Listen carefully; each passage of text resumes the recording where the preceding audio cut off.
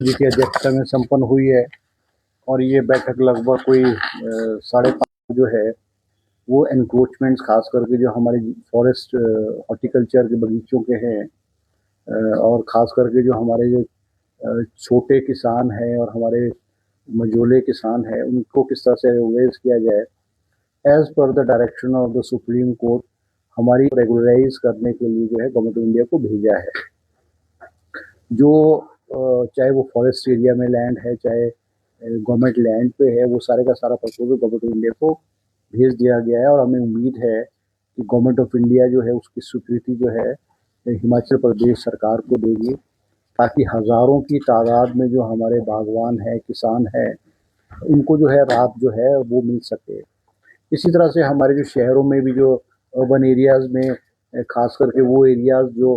पहले ग्रामीण क्षेत्र में थे फिर म्यूनसिपल कॉरपोरेशन या कमिटीज़ का एरिया बढ़ने की वजह से वो कॉरपोरेशन उसमें आए हैं और वो उनमें उनको रेगुलराइज नहीं किया गया है, वो भी सारा कैबिनेट ने आज विचार किया है और किस तरह से ये सारे के सारी चीज़ों को रेगुलराइज किया जाए उसके लिए मुख्यमंत्री जी ने डिपार्टमेंट को इंस्ट्रक्शंस दी है कि आने वाली जो कैबिनेट में है एक पॉलिसी फ्रेम करके जो है कैबिनेट के सामने जो है इसको लाया जाए। इसी तरह से आज कैबिनेट ने हमारे जो राजीव गांधी स्वरोजगार स्टार्टअप योजना फेज 4 है उसके तहत जो है स्वीकृति प्रदान की गई है जिसमें हिमाचल प्रदेश के जो बेरोजगार नौजवान है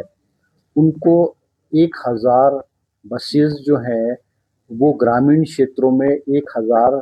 प्राइवेट बसेस को जो है दिया जाएगा और ये इलेक्ट्रिकल बसेस होंगी और कुछ डीजल बसेस होंगी। जो डीजल बसेस होंगी उस पे बस की खरीद पे 30% सब्सिडी स्टेट गवर्नमेंट देगी और जो इलेक्ट्रिकल बसेस होंगी उसकी जो परचेज वैल्यू है उसकी 50% सब्सिडी हिमाचल प्रदेश की सरकार देगी। अगर हमारी जो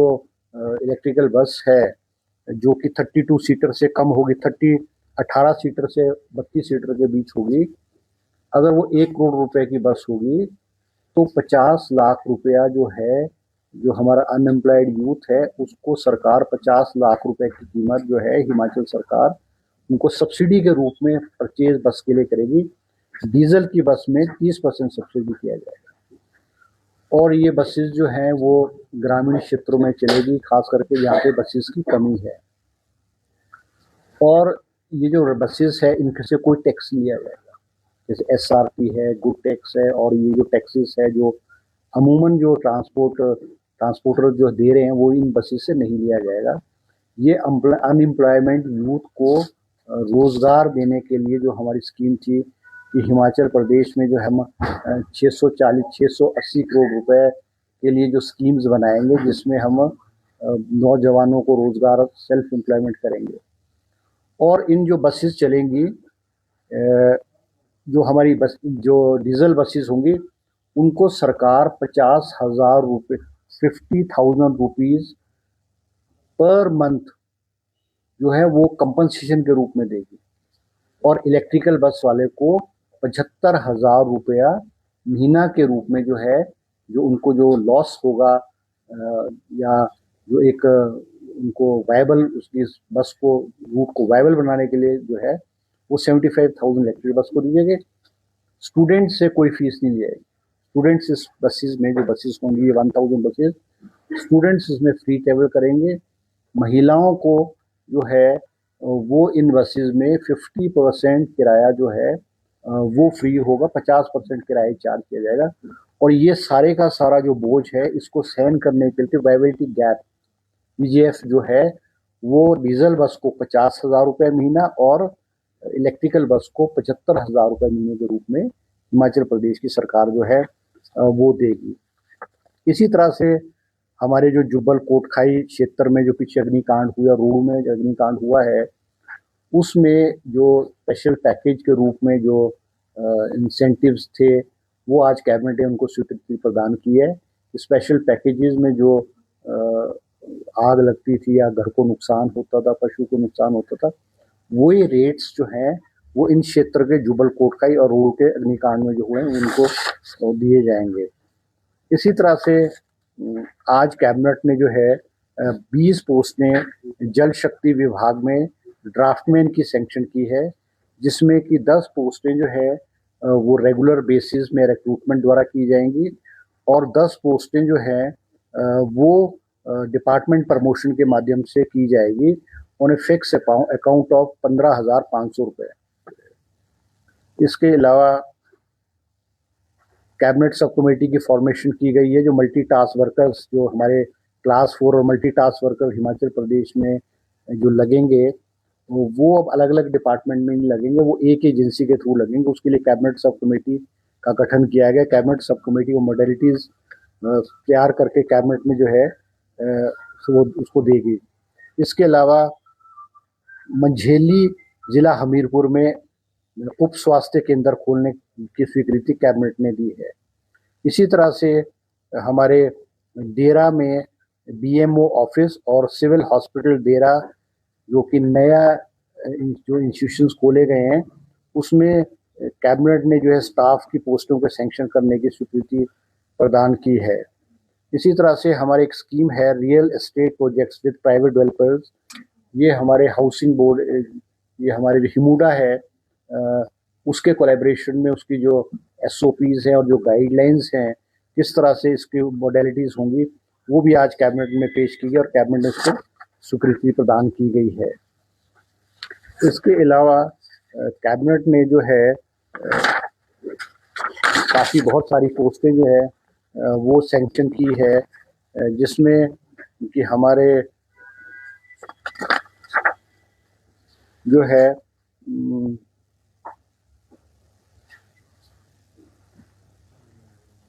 इसमें हमारे जो है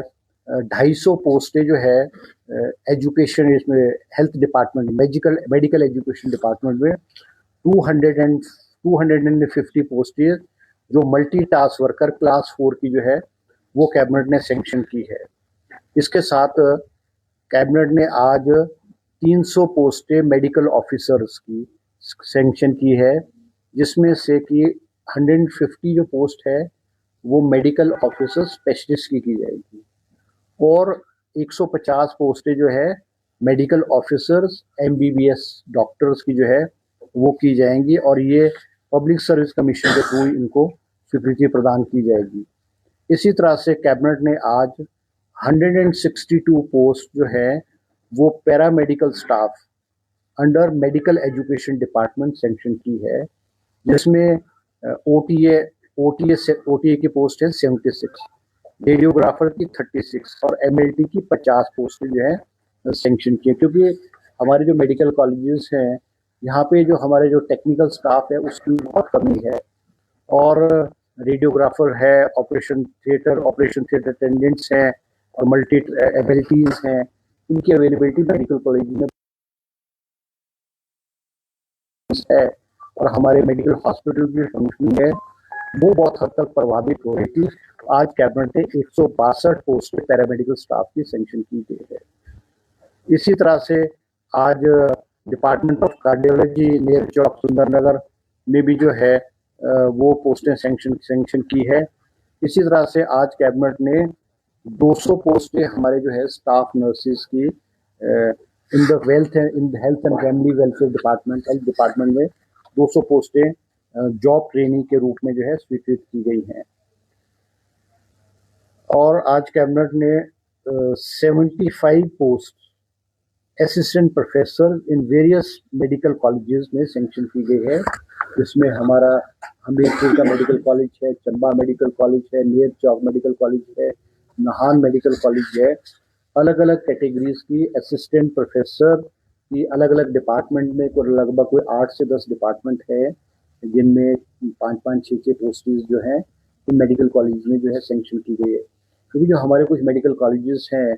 उसमें जो पोस्ट है वो बहुत खाली पड़ी हुई थी और मेडिकल हमारे जो प्रोफेसर्स हैं या हमारे जो डॉक्टर्स हैं उनके ऊपर बहुत ज़्यादा प्रेशर था। इसलिए इसको ईज आउट करने के लिए और मेडिकल कॉलेज में हमारी बेहतरीन सर्विसेज हों उसके लिए कैबिनेट ने आज 75 पोस्टें असिस्टेंट प्रोफेसर की सैंक्शन की गई है। इसी तरह से नागरिक हॉस्पिटल, सिविल हॉस्पिटल सरकाघाट की जो बेड की संख्या है 100 बिस्तरों से बढ़ा करके वो जो है 100 बिस्तरों से बढ़ा करके उसको 150 बिस्तरों पे जो है कर दिया गया है। और आज हमारे जो सिविल हॉस्पिटल कोटखाई है उसका दर्जा बढ़ा करके सिविल हॉस्पिटल में जो है कोटखाई में उसको प्रदान किया गया है। इसी तरह से हरोली का जो हॉस्पिटल है उसकी भी बेड की संख्या बढ़ा करके 100 बेडेड हॉस्पिटल किया गया है। और हमारे प्राथमिक स्वास्थ्य केंद्र कलोग डिस्ट्रिक्ट बिलासपुर में उसको पीएचसी से जो है सीएचसी का दर्जा कैबिनेट ने प्रदान किया गया है। इसी तरह से हमारा सिविल हॉस्पिटल बद्दी है उसमें भी बेड की संख्या 50 करने का फैसला किया गया है और कर्मचारियों की पोस्ट को भी सैंक्शन किया गया है। इसी तरह से मानपुर तहसील बद्दी जिला सोलन में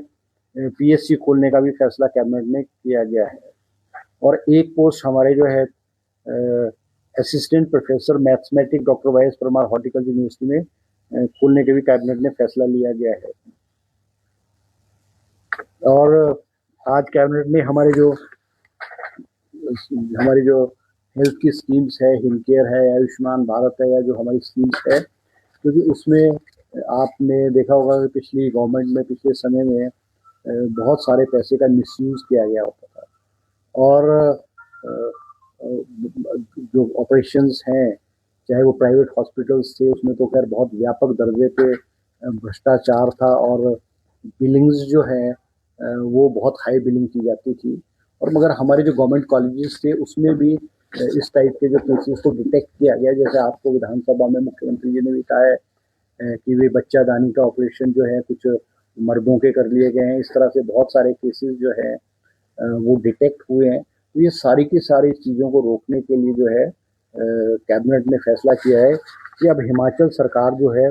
इंश्योरेंस वाली जो न्यू स्कीम्स है, इंश्योरेंस के माध्यम से न्यू स्कीम्स जो है वो लॉन्च करने जा रही है। और इसकी मोडेलिटीज़ के लिए भी जो है डिपार्टमेंट को जो है इंस्ट्रक्शंस जो है आज कैबिनेट ने जो है दी है। हाँ, मतलब हिमकेयर कंटिन्यू रहेगा, हिमकेयर और आयुष्मानी कंटिन्यू रहेगा। और जो इलाज होगा वो इंश्योरेंस के माध्यम से होगा। जैसे पहले रिएम्बर्समेंट वाला था ना कि भी बिल्स प्रोवाइड किया जाएगा, बिलिंग होगी, फलाना होगा, फिर टीचर्स बिल आते थे। अब वो इंश्योरेंस वाली पॉलिसी, जैसे कि बहुत सारे स्टेट्स ने इंश्योरेंस वाली पॉलिसी जो है अडॉप्ट किया, और वो इंश्योरेंस का जो प्रीमियम होगा वो बहुत नॉमिनल होगा। वो जो अभी है एट प्रेजेंट है उससे ज़्यादा नहीं होगा, उसके बराबर के, उसके लगभग उसके आसपास का ही होगा, ताकि इसमें जो चोर बाजारी है और जो हमारे हॉस्पिटल्स में, खासकर जो प्राइवेट हॉस्पिटल्स में भी, हमारे सरकारी हॉस्पिटल्स में भी जो फिक्टिशियस बिलिंग है, कुछ इक्विपमेंट्स ऐसे हैं कि ऑपरेशंस में या दवाइयाँ हैं या इंजेक्शंस हैं या कोई इक्विपमेंट्स जो है वो बेसिकली आते नहीं थे, लगते नहीं थे, मगर कागज़ों में ये सारी की सारी चीज़ें भरी जाती थी। ये करोड़ों रुपए का जो है चूना सरकार को लग रहा था। तो इस पे अब सरकार इसको इंश्योरेंस वाले पैटर्न पे जाने कि on the pattern on the basis of other state जैसे गेम्स पे करने का भी सरकार ने फैसला लिया गया है। इसी तरह से हमारे ग्रेजिंग पॉलिसी जो है, जो हमारी ग्रेजिंग पॉलिसी है, हमारे जो भेड़ पालक हैं, जय गुज्जर हैं, गद्दी हैं, इनके लिए भी जो पॉलिसी बनी हुई थी बहुत पुरानी 1970-72 की पॉलिसी थी, और उसके बाद उसमें कोई अमेंडमेंट वगैरह नहीं किया गया था। अब आज कैबिनेट ने जो है एक ग्रेजिंग पॉलिसी 2026 की को अनुमति प्रदान की है, जिसमें कि लेटेस्ट टेक्नोलॉजी से जो ट्रैक सिस्टम है जिसमें कि जो हमारी ये बकरी है या हमारी भेड़ है, इनको किस तरह से ट्रैक किया जाएगा, कितनी संख्या में ये हैं और किस तरह से, और इनके रूट्स हैं और कहाँ कहाँ को ये मूव करती हैं। तो ये भी आज कैबिनेट ने अपनी स्वीकृति प्रदान जो है इस विषय में की है। इसी तरह से आज हमारे कैबिनेट ने फैसला किया कि बहुत सारे हमारे जो गवर्नमेंट एम्प्लॉइज़ हैं वो स्टडी लीव पे चले जाते थे, और जब वो स्टडी लीव पे जाते थे तो उनको जो उनकी फुल सैलरी नहीं मिलती थी, उनको 40% ऑफ द बेसिक सैलरी मिलती थी। और ये जितने भी कर्मचारी हैं हमारे, चाहे डॉक्टर्स हैं, चाहे एजुकेशन डिपार्टमेंट में, या और लोग थे जो हायर स्टडीज़ के लिए जाते थे, उनकी मांग थी कि वे स्टडी लीव पे जब वो जा रहे हैं तो उनको फुल सैलरी मिलनी चाहिए। और बहुत सारे एम्प्लॉयज़ के डेपुटेशन और एम्प्लॉयज़ पर्सनली मुख्यमंत्री से मिले और उनके आग्रह पे मुख्यमंत्री जी ने आज कैबिनेट में जो फैसला किया है कि जितने भी हमारे जो एम्प्लॉयज़ हैं वो स्टडी लीव पे गए हैं उनको अब 100% सैलरी जो है फुल सैलरी उनको मिलेगी। और जो पिछले जो एम्प्लॉयज़ हैं जिनको 40% के बेसिस पे मिलती रही है उनकी जो सैलरी है 60% ऑफ द सैलरी है इट विल बी कंपनसेटेड और उनको वो सैलरी फ्रॉम बैक डेट जब से वो स्टडी लीव पे गए हैं तब से उनको वो सैलरी जो है वो मिलेगी। और इसके अलावा आज कैबिनेट में जो हमारे कंपैशनेट एम्प्लॉयमेंट पॉलिसी है जो हमारे सरकारी कर्मचारी जो है वो नौकरी में होते हैं उनकी डेथ हो जाती है तो उनके जो सक्सेसर है उनके जो वारिसान है उनको नौकरी का प्रावधान है वो आज उस पर विस्तृत रूप से कैबिनेट में चर्चा की और डिपार्टमेंट ने एक प्रेजेंटेशन जो है इस पॉलिसी पे दिया है क्योंकि इस इशू में भी जो बहुत सारे लोग हैं जिनके केसेस रिजेक्ट हुए हैं जैसे कि किसी की इनकम ज़्यादा थी उस वक्त की इनकम थी उससे ज़्यादा इनकम थी या फिर कोई एजुकेशन क्वालिफिकेशन फुलफिल नहीं करता था या कुछ बच्चे ऐसे भी थे कि जिन्होंने after the death of their parent with in 3 years apply करना था वो नहीं कर पाए और कोई रीज़न रहा हो उसमें भी आज कैबिनेट ने विस्तृत रूप से चर्चा की है और ये भी पुनर्विचार करने को डिपार्टमेंट ने कहा है कि इन केसेस को किस तरह से इस तरह के केसेस हैं लगभग 2542 केसेस हैं जिनके रिजेक्टेड केसेस हैं 2542 हैं जिनको फाइनेंस ने एक बार रिजेक्ट कर दिया है और इन केसेस में भी ये होता है कि जिनका केस एक बार रिजेक्ट हो जाता है उसका दोबारा से उसको रीओपन नहीं किया जाता मगर क्योंकि जो बहुत सारे परिवार ऐसे हैं जो इंडिजिनियस कंडीशंस हैं कई परिवारों की जिनमें विडो रह गई है या कोई बच्चे हैं बेरोजगार हैं बहुत गरीब हैं इस सारे के सारे इशू को किस तरह से सेटल किया जाए आज कैबिनेट ने विस्तृत रूप से चर्चा की है। डिपार्टमेंट को मुख्यमंत्री जी ने और कैबिनेट ने डायरेक्शन दी है ताकि इनमें भी जो केसेस ऐसे हैं जेन्युइन केसेस हैं जो अति गरीब हैं उनको किस तरह से नौकरी दी जाए वो दोबारा से कैबिनेट में प्रपोजल आएगा और एक सिंपैथेटिक एटीट्यूड अपना करके इस कैटेगरी के जो कंपैशनेट ग्राउंड वाले केसेस हैं इनको किस तरह से हम एडजस्ट करें सरकार ने बहुत एक सिंपैथेटिक व्यू लेकर के आज डायरेक्शन दिया डिपार्टमेंट को और आने वाले समय में इसके बारे में भी एक पॉलिसी कैबिनेट में जो है आएगी। इसी तरह से आज कैबिनेट ने 5 पोस्टें HAS Himachal Pradesh administrative service की भी सैंक्शन की है जो पब्लिक सर्विस कमीशन के माध्यम से जो है वो भरी जाएगी। इसके अलावा हिमाचल प्रदेश में जो अंशकालीन कर्मचारी हैं अलग अलग डिपार्टमेंट में जो अपनी 7 साल की सेवा काल पूरी कर चुके हैं आज कैबिनेट ने फैसला लिया है कि वो जिस मर्जी डिपार्टमेंट के होंगे उनको 31 मार्च 2026 से उनको रेगुलराइज कर दिया जाएगा। तो मेरे ख्याल ये भी कोई 5-7 हज़ार के करीब ऐसे कर्मचारी हैं जो कि लंबे इंतज़ार में थे कि हमारी सर्विसेज को रेगुलराइज किया जाएगा या मान लो पार्ट टाइम से वो डेली वेजेस पे आते हैं फिर डेली वेजेस पे 4 साल रहने के बाद वो उनको रेगुलर किया जाता है। तो ये पार्ट टाइम जो एम्प्लॉयज़ हैं इनको जो है सरकार जो है 31 मार्च से इनको डेली वेजेस पे या अदर उस पर जो है इनको एडजस्ट कर दिया जाएगा। ये है। इसके अलावा जो है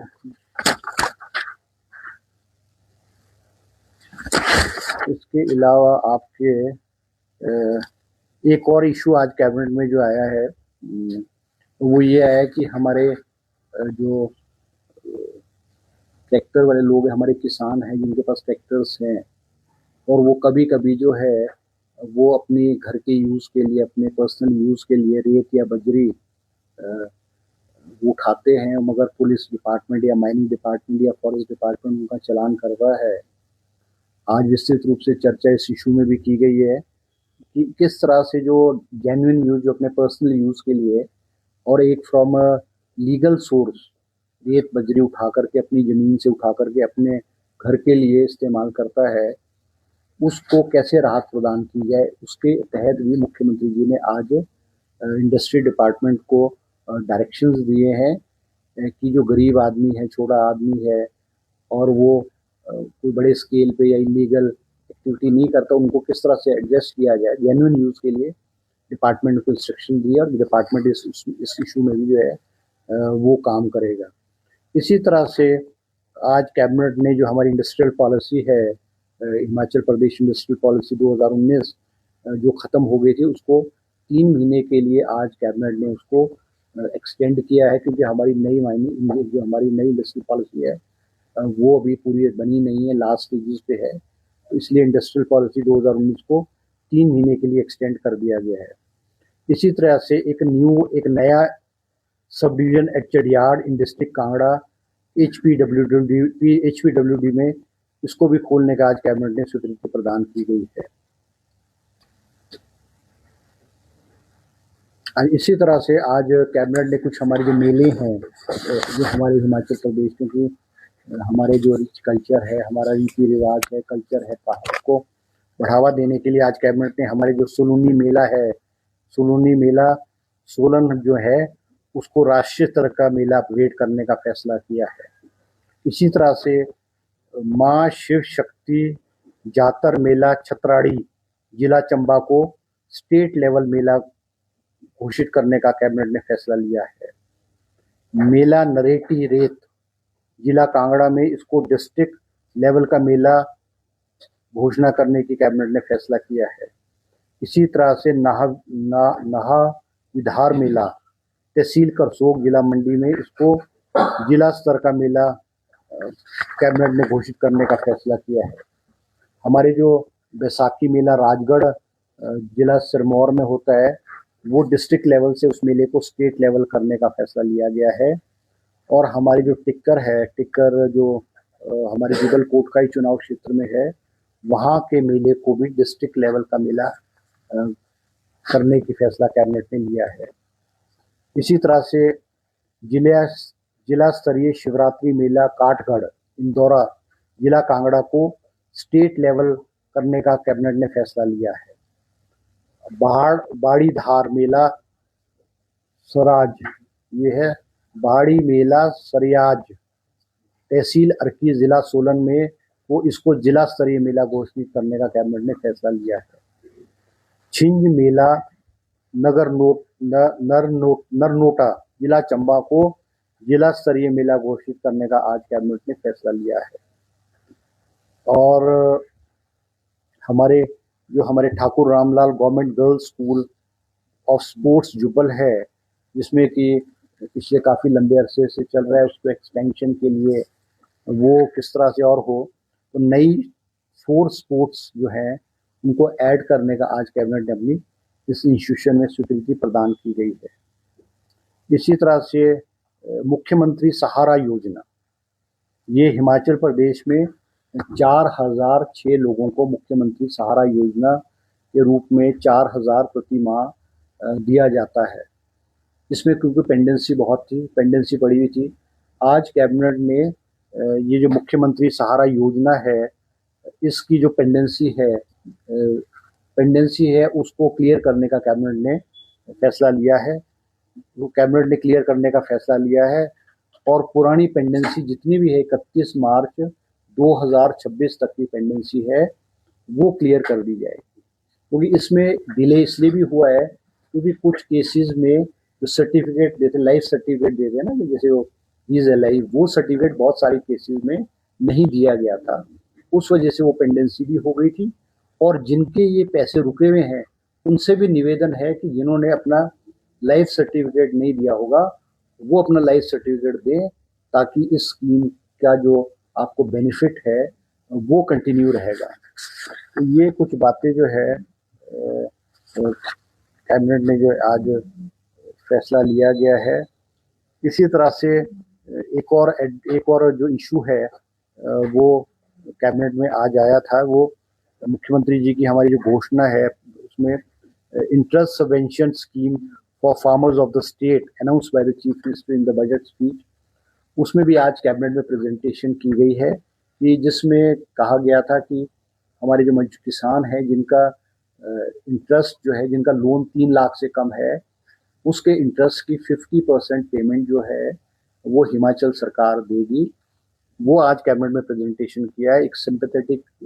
व्यू कैबिनेट ने लिया है, कुछ क्लैरिफिकेशन कैबिनेट ने डिपार्टमेंट से मांगी है, ताकि इस सारी जो इंटरेस्ट जो है, किसानों का इंटरेस्ट है, एग्रीकल्चर इंटरेस्ट है, एग्रीकल्चर लोन है, एग्रीकल्चर लोन का उसका जो इंटरेस्ट होगा लेस देन 3 लाख रुपए का लोन होगा, उसका इंटरेस्ट का 50% जो है वो हिमाचल गवर्नमेंट दे करके इनको राहत देगी। ये भी कैबिनेट में विस्तृत रूप से चर्चा हुई है, कुछ मोडेलिटीज, कुछ क्लैरिफिकेशन थी। डिपार्टमेंट को कहा है कि नेक्स्ट कैबिनेट में उसको प्रेजेंटेशन दें। इसी तरह से कैबिनेट में आज 17 पोस्टें असिस्टेंट प्रोफेसर की हिमाचल प्रदेश यूनिवर्सिटी में जो है वो सैंक्शन हुई है, और एक पोस्ट इसमें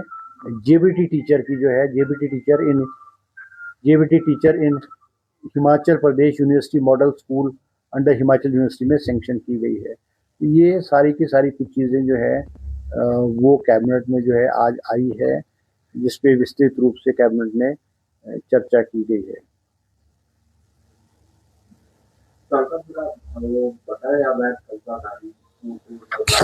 लेने का फैसला लिया गया, ये 20 बीघा सीमा के नहीं, देखो ऐसा ना, हिमाचल प्रदेश में आपने देखा कि जो सरकारी भूमि पे या फॉरेस्ट जमीन पे जिनके अवैध कब्जे थे, उनके हाई कोर्ट ने कहा कि उनके पेड़ काटने आरंभ कर दिए। हाई कोर्ट के डायरेक्शन के अनुरूप पेड़ काटने शुरू कर दिए थे। सरकार ने एक पॉलिसी बनाई और वो पॉलिसी को हाई कोर्ट ने रिजेक्ट किया। फिर हिमाचल सरकार सुप्रीम कोर्ट में गई। सुप्रीम कोर्ट ने पेड़ों के कटान पर रोक लगाई और सुप्रीम कोर्ट ने ये कहा कि हिमाचल सरकार एक रेगुलर पॉलिसी बना करके सुप्रीम कोर्ट भी और गवर्नमेंट ऑफ इंडिया को भी इन सारी चीज़ों को रेगुलराइज करने के लिए एक पॉलिसी बनाए। वो पॉलिसी हिमाचल प्रदेश की सरकार ने आज बना करके कैबिनेट में आई है। उसमें लिमिट नहीं, उसमें कार्रवाई तो अभी रुक गई है, सुप्रीम कोर्ट ने स्टे दे दिया है, कार्रवाई रुक गई है। अब उसमें ये है कि जिनके पास 20 बीघे से कम इंक्रोचमेंट सरकारी लैंड है, चाहे रेवेन्यू की लैंड है चाहे फॉरेस्ट की लैंड है, उनके लिए पॉलिसी बना करके हिमाचल प्रदेश की सरकार ने गवर्नमेंट ऑफ इंडिया को एक प्रपोजल बना के भेजा है। बहुत सारी मोडेलिटीज और उसमें जो इश्यूज हैं उनको सभी को एड्रेस करके भेजा है। अब वो गवर्नमेंट ऑफ इंडिया से मुख्यमंत्री जी इसको टेकअप करेंगे ताकि गवर्नमेंट ऑफ इंडिया अपनी कंसेंट दे, क्योंकि एफसीए में, फॉरेस्ट एक्ट में सारी की सारी जो पावर है वो गवर्नमेंट ऑफ इंडिया को है, तो गवर्नमेंट ऑफ इंडिया से इसको टेकअप किया जाएगा as per the direction of the Supreme Court. हमने वो प्रपोजल गवर्नमेंट ऑफ इंडिया को बना करके भेज दिया है। तो ये इश्यूज आज कैबिनेट में रहे, जिसके बारे में मैंने आपको नहीं, आउटसोर्स के बारे में कोई चर्चा, आउटसोर्स के बारे में। अच्छा, एक और बात आपको कहना चाहूँगा। आज कैबिनेट ने ये भी फैसला लिया है कि जो पंचायत के प्रधान और उप प्रधान की ओथ होगी, उनकी ओथ जो है जिला स्तर पे दिलाई जाएगी और 15 जून को दिलाई जाएगी, और अलग अलग मिनिस्टर्स जो हैं वो ओथ दिलाएंगे। मुख्यमंत्री जी जो है कांगड़ा जिले में धर्मशाला में जो है ओथ दिलाएंगे, और अलग अलग डिस्ट्रिक्ट्स में मिनिस्टर्स को डिप्यूट किया गया है ओथ दिलाने के लिए। क्या सीबीएसई वाला क्या करे थे? जो सीबीएसई के स्कूल है ना, हाँ, जो अभी सरकार ने निर्णय लिया था, 400 बच्चे जो है स्कूल छोड़ चुके हैं क्योंकि वहाँ पर भी टीचर्स की निकल मांग है। तो क्या आज कैबिनेट नहीं देखो इस पुराने पैटर्न पे टीचर्स नहीं, देखो ऐसे है ना, क्योंकि देखो इसमें, क्योंकि जो स्कूल के जो हमने सीबीएसई स्कूल 150 स्कूल आइडेंटिफाई किए हैं, उनमें शिक्षा का स्तर किस तरह से इम्प्रूव हो, ये सरकार की प्राथमिकता है। शिक्षा का स्तर इम्प्रूव करने के लिए जो टीचर्स की क्वालिटी है, टीचर की क्रेडिबिलिटी है, टीचर की इंटेलिजेंस लेवल है, वो भी देखने की जरूरत है। अब ये जो सीबीएसई स्कूल आए हैं, 150 स्कूल्स हैं, इसमें 147 स्कूल्स को जो है स्वीकृति सीबीएसई ने दिए, 3 को नहीं दी है। इस सीबीएसई स्कूल आने से जो एनरोलमेंट है इन स्कूल्स का वो बहुत बड़ा है, बहुत एनरोलमेंट बड़ा है। प्रिंसिपल्स की नियुक्ति कर दी जाएगी, क्योंकि इनकी जो सिलेक्शन है वो थ्रू ए रिटन एग्ज़ाम जो है की गई है, जिसमें से कि इंग्लिश का रिजल्ट, इंग्लिश की जो सिलेक्टेड लिस्ट है वो आ चुकी है, मैथ्स के टीचर्स की सिलेक्टेड लिस्ट आ चुकी है। उनकी नियुक्ति मुझे लगता है इस हफ्ते कर दी जाएगी। कैबिनेट में प्रेजेंटेशन दिया गया है, जो और डिपार्टमेंट्स हैं और जो कैटेगरी ऑफ टीचर्स है उनकी भी जल्द नियुक्ति की जाएगी और इन स्कूल में इंफ्रास्ट्रक्चर और हर चीज़ को इम्प्रूवमेंट की विस्तृत रूप से आज चर्चा हुई और मुख्यमंत्री जी ने डिपार्टमेंट को डायरेक्शंस दिए ताकि इन स्कूल्स की फंक्शनिंग स्मूथली जल्दी से जल्दी कैसे हो ये बात। सर ये भी बता दें जो अभी आपने इससे पहले फैसला बताया कि मंत्री और जिला प्रधान कि किन नियमों के तहत क्या ऐसा प्रावधान है। नहीं देखो ऐसा ना, ओथ दिलाने का कोई नियम नहीं है, ये सरकार का अधिकार है। पहले मान लो सब डिवीजन लेवल पे करते थे, उससे खर्चा बहुत बढ़ता था। अब मुझे एक बताओ, आप किन्नौर से या भरमौर से या लाहौल स्पीति से ओथ के लिए प्रधानों को शिमला लाया जाएगा, 2-3 दिन लगते हैं और खर्चा होगा, ठहरने का वो इनकन्वीनियंस होगी। तो इस सारी चीज़ों को बचाने के लिए सब कैबिनेट ने फैसला किया है कि प्रधान और उप प्रधान की ओथ जो है वो डिस्ट्रिक्ट लेवल पे ही होगी, क्योंकि खर्चा भी बचाने के लिए इनकन्वीनियंस। अब आप देखो ना, चंबा से कोई शिमला आएगा, एक दिन जाने में लगता है, एक दिन आने में लगता है, और बहुत सारे प्रधान और उप प्रधान इन फंक्शंस को आते ही नहीं थे क्योंकि टाइम की वेस्टेज थी, इनकन्वीनियंस थी, फंड्स की, पैसों की खर्चा बहुत होता था। तो बेटर इस सिस्टम को इम्प्रूव करने के लिए जो है डिस्ट्रिक्ट लेवल पे किया गया। तो minister is part of the government ना, मिनिस्टर तो दिला सकता है वो, कहीं कानून में उसने थोड़ी लिखा है पंचायती राज एक्ट में कि कौन ओथ दिलाएगा। वो तो in presence of the deputy commissioner जो है, मिनिस्टर जो है, वो तो दिलाएंगे। ठीक है। नगर निकाय के जो चुनाव हुए हैं उसमें जो चेयरपर्सन बनने हैं, हाईकोर्ट ने कहा कि एमएलए की वोट की वैलिडिटी नहीं होगी। तो अब इस मामले में सरकार का सेकंड थॉट क्या है? देखो एक बात मैं आपको कह दूंगा, देखो जो हाईकोर्ट ने कहा है, म्यूनिसिपल कॉरपोरेशंस में तो एमएलएस की एलिजिबिलिटी वोट की है और नगर पंचायत और नगर निगम म्यूनिसिपल कमेटीज एंड नगर निकाय में नहीं है। तो वो तो अब जो as per the direction of the High Court वही होगा, उसमें तो अब मुझे इस बारे में जानकारी, इस बारे में कोई चर्चा तो कैबिनेट में नहीं। सर आपके पार्टी उपाध्यक्ष ने इस्तीफा दिया है कि थैंक यू।